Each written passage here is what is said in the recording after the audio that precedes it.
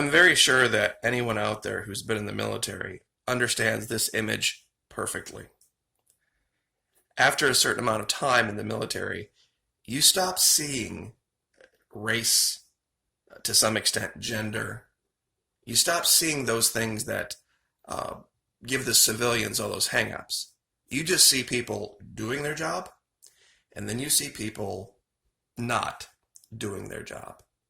Some time ago, maybe a week, 10 days, I had put up a video talking about the Flagler County Sheriff's Office that had knocked on my door at 2 o'clock in the morning because my garage door was open and the light was on. That was not a normal thing for my house. So he stopped doing his job, pardon me, he stopped, comma, doing his job, comma, and let me know, and I appreciated it. Now, he just so happened to be an African American officer, but he was doing his job. He was doing his job. And some people said, well, it's because you live in a white neighborhood. I don't. Neighbors next to me are Spanish. 2 houses to my left are African American. Down the road across the street, there's Asian. There's people all, I don't live in a gated neighborhood. And if any one of my neighbors would come to me 2 o'clock in the morning, I need your help. This is going on, that's going on, can you help? I wouldn't take into consideration their gender, their age, their race. I would help. If I could do it, I would help, because that's what we're commanded to do. So I had a very personal experience this past weekend here on this platform I would like to share with you that is exactly the opposite of what I expected it would be. If somebody asks me to help, I will help. Friend of a friend came to me and said, hey, starting a Twitch channel, starting to stream games online.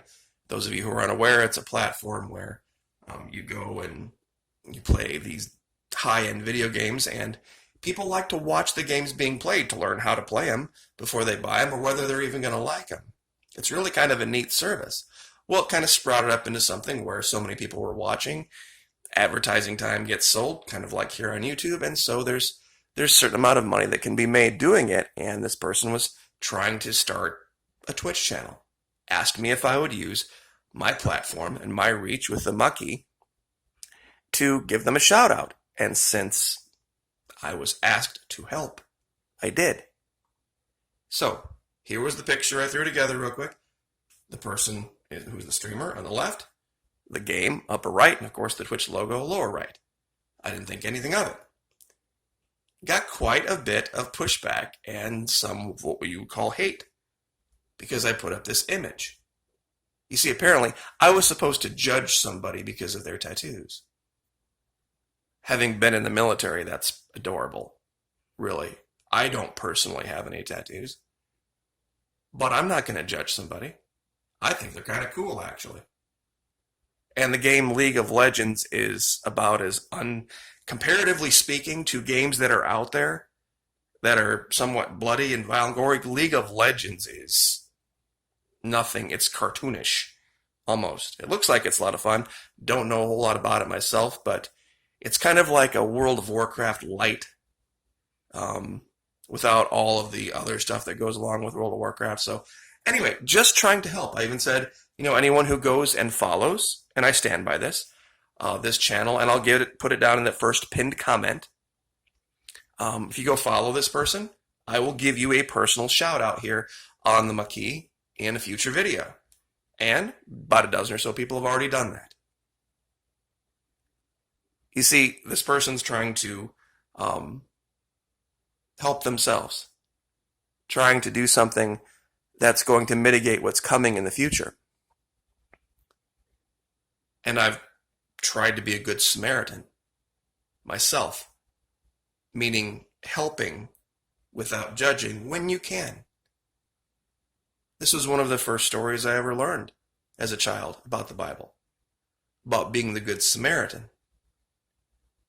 Now, the Samaritan wasn't doing anything wrong or the person the Samaritan helped, the trader, the business person, wasn't doing anything wrong. They were a victim of a mugging. And a priest went by and was too afraid to stop and help. A Levite went by and was too afraid to stop and help. And the Samaritan, putting aside his own concern for himself, stopped and helped anyway. And we have a duty to rescue those who cannot help themselves. And this was the case in the parable told by Jesus. You see, the first question which the priest and the Levite asked was, if I stop to help this man, what will happen to me? But the Good Samaritan reversed the question, if I do not stop to help this man, what will happen to him? You see, and what's going on currently, by the way, with the Bless Your Heart movement? I think Mr. King would have asked, why were they just filming and not helping?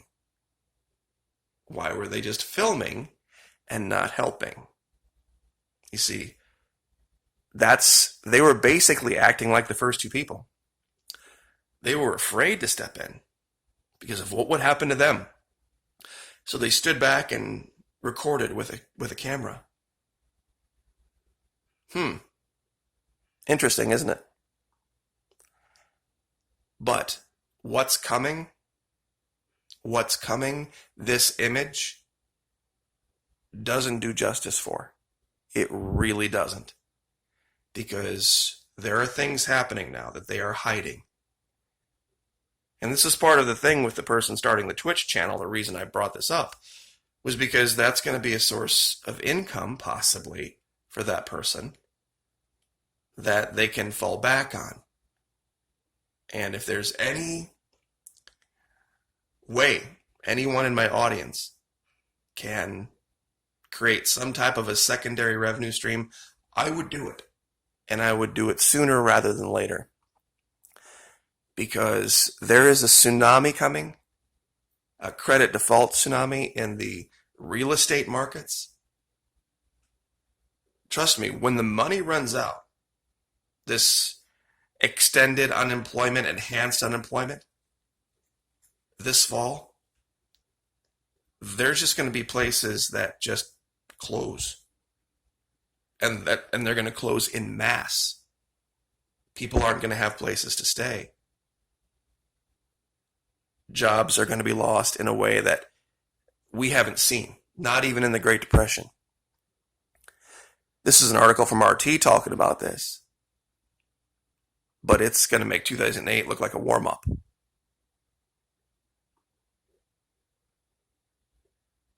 And it's being warned of. People are ignoring it because they're watching all of the social unrest. And they're getting so caught up in the emotionalism of that. People aren't making provision. If you have it at all in your ability to make provision, now would be the time, if you haven't already. Because we're going to have to lean on each other. There's going to be no fix for this.